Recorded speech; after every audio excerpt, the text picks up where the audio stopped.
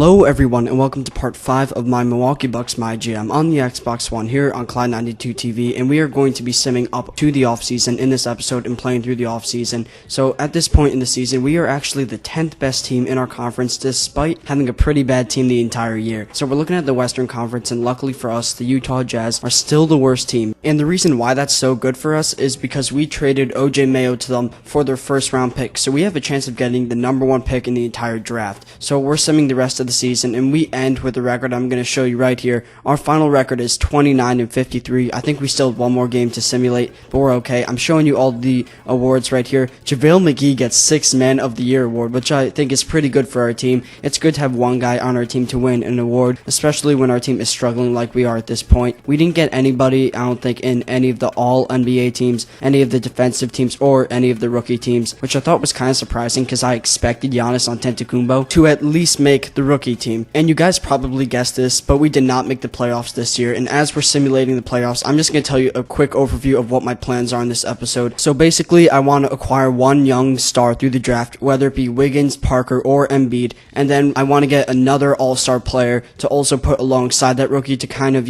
shape him up. It may be an older player, but I may want to get a modern-day player. That way we can be at least a contender to get into the Eastern Conference Finals. So after simulating the playoffs, the Miami Heat won the championship, and now I'm going through the retirements, and the big names that are retiring are Steve Nash, Ray Allen, and for us, Jamal Tinsley. Here are some of the head coaches that are retiring. I don't know who either of them are. And the Hall of Fame inductees are Ray Allen and Steve Nash. And this is where I got cheesed in the game. I did not know during the game, you guys are gonna make fun of me for this, but I did not know how to adjust ticket prices. I was just playing the games. So we actually lost a lot of money because I didn't adjust a lot of those prices. I'm gonna be doing that this upcoming season. But since I did not become an active GM this past year, we actually lost a ton of money. So we had to take a major cut on the payroll and coaching staff. So we were probably going to have some pretty bad coaches this upcoming year, but I'm not sure how I can make revenue. So if you guys know how to make revenue, as a GM, you could put that in the comments below. Here's the draft lottery. We end up getting the 6th pick, and the 6th pick is good, but we were projected to get the 5th, and here comes down to the last 2, and we get the number 1 pick of the entire draft. We will be able to select from Wiggins, Parker, or Embiid, depending on who I want on this team. So after the draft lottery, we had to do the most painful part of this entire process, and that is get new coaches. We could not afford these coaches because of the payroll, so I had to get the worst head coach and the worst assistant coach.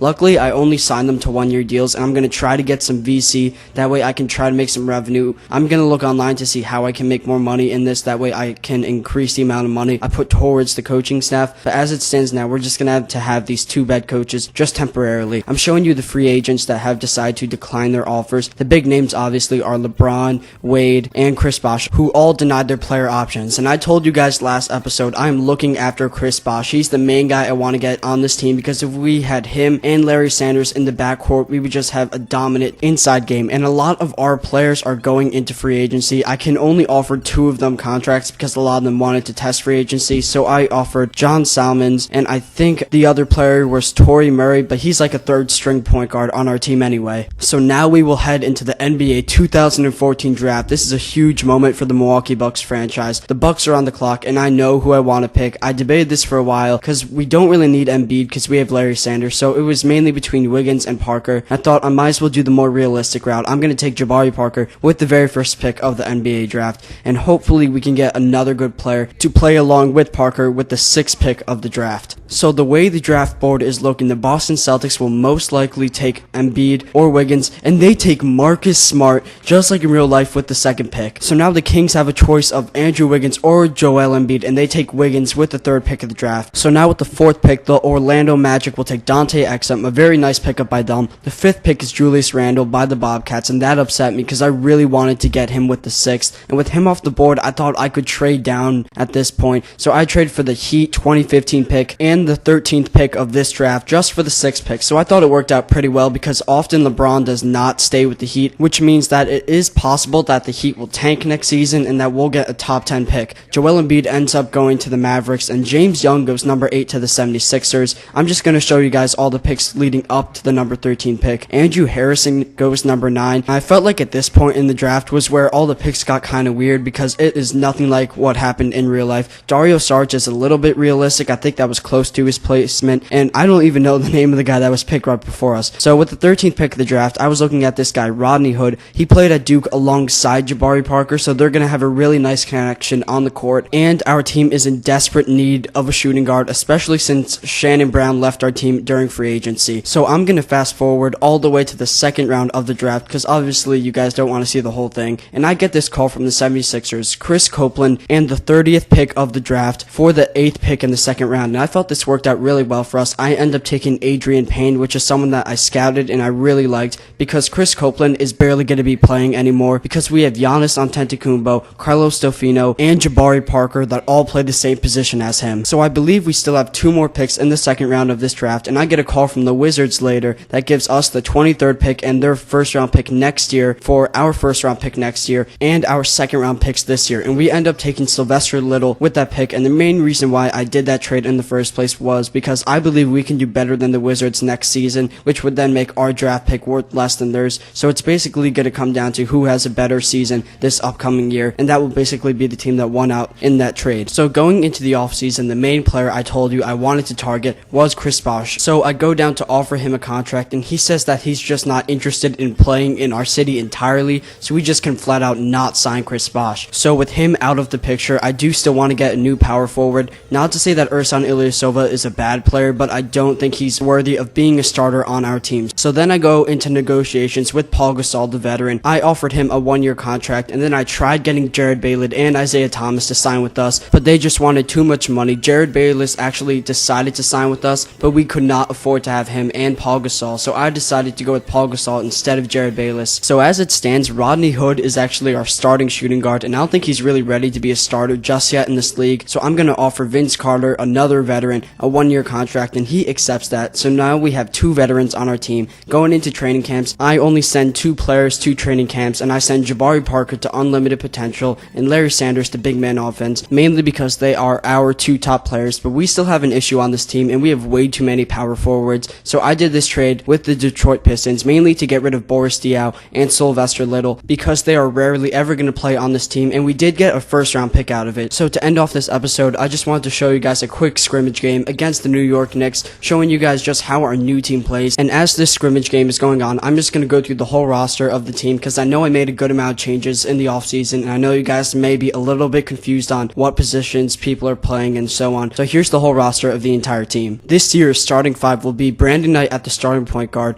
Vince Carter at shooting guard, Jabari Parker at small forward, Paul Gasol at power forward, and Larry Sanders at center. I think that's a pretty good starting 5. Definitely not the best in the entire league, but I do think we are in the top half at this point. Now, another really good thing about this team is that we have depth, and our backup 5 players are Norris Cole at the point guard, Rodney Hood at shooting guard, Carlos Delfino and Giannis Antetokounmpo at the small forward, Ersan Ilyasova at the power forward, and JaVale McGee at the center position. Now, that backup 5 could be the starting 5 at some teams. Not the entire thing, but a lot of those players could be starters on other teams. So I hope you guys are excited as I am to see the next episode of the series and actually see this team play. And I may actually have them play up against the Miami Heat just to challenge myself a little bit and to, just test out how our guys play up against really good teams. If you guys know how I can generate more profit in this game mode, please put it in the comment section below. I could really use that help. And I hope you guys had a fun time watching this video. Be sure to have a great day. God bless you guys.